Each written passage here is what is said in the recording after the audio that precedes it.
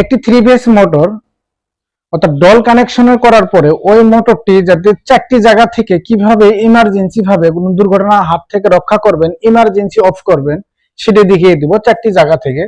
মানে 4টি আমি এখানে ইমার্জেন্সি সুইচ নিয়েছি। আর 3 ফেজ লাইনের যে মোটরটি আছে সেটা আমি কানেকশন কিভাবে করবেন, প্রোটেকশন দেওয়ার জন্য ওভারলোড রিলে ব্যবহার করছি একটি ম্যাগনেটিক কন্ডাক্টরের।